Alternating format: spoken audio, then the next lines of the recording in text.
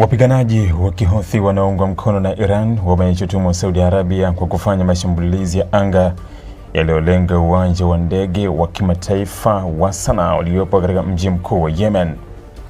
Kundi hilo limesema mashambulizi hayo ni ukiukwaji mkubwa wa kipindi cha utulivu kilichokuwa kimeanza kujengeka kati ya pande hizo na kwamba yanaashiria kurejea kwa mvutano wa kijeshi ambao unaweza kuathiri usalama wa eneo zima la Mashariki ya Kati.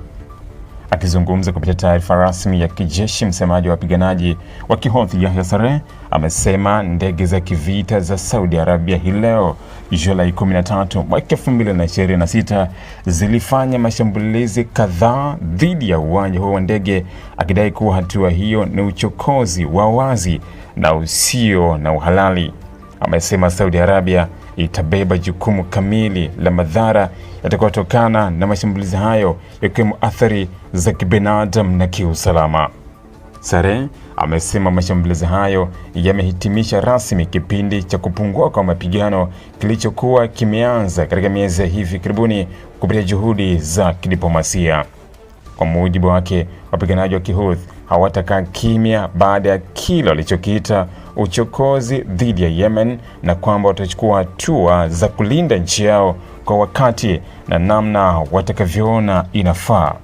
Katika taarifa yake, Saree amesema, tunathibitisha kuwa uchokozi huu hautabaki bila majibu wala bila adhabu, akisema kuwa kundi hilo lina uwezo wa kujibu mashambulizi yoyote yatakayolenga maeneo yaliyo chini ya udhibiti wao.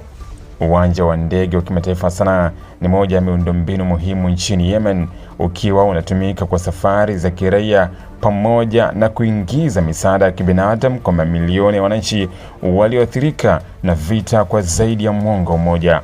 Wapiganaji wa Kihouthi wanasema kushambulia uwanja huo kunaweza kuathiri usafirishaji wa dawa, chakula na misaada mingine muhimu kwa wananchi. Mashambulizi hayo yamekuja katika kipindi ambacho hali ya usalama Mashariki ya Kati imeendelea kuzorota kutokana na mvutano unaohusisha Iran, Marekani na washirika wao. Wapiganaji wa Kihouthi ambao ni washirika wa karibu wa Iran wamekuwa wakihusika katika mashambulizi dhidi ya meli katika Bahari Nyekundu na kulenga maeneo mbalimbali, wakisema wanafanya hivyo kuunga mkono washirika wao katika eneo hilo. Kwa upande wake, Saudi Arabia ilikuwa bado haijatoa tamko rasmi kuhusu madai hayo wakati taarifa hizo zilipotolewa. Hata hivyo, katika nyakati zilizopita, Riyadh imekuwa ikieleza kuwa operesheni zake hulenga maeneo ya kijeshi na uwezo wa wapiganaji wa Kihouthi, huku ikisisitiza kuwa hailengi miundombinu ya kiraia kwa makusudi.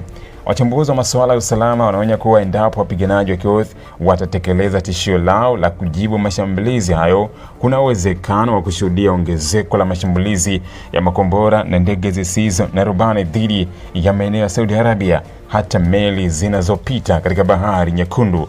Hali hiyo inaweza kuathiri biashara ya kimataifa na usafirishaji wa mafuta kupitia njia muhimu za bandarini.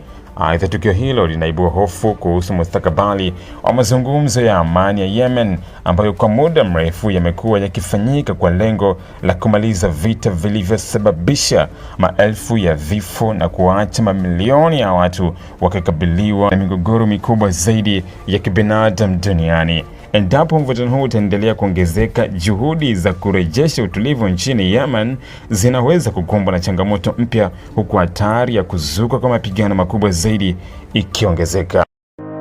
Ili kuwa mwanafamilia bora wa Global TV, usisahau kusubscribe, like, kushare na kucomment. Baada ya kusubscribe, bonyeza alama ya kengele ili kupata taarifa kwa kila video inayopanda Global TV Online.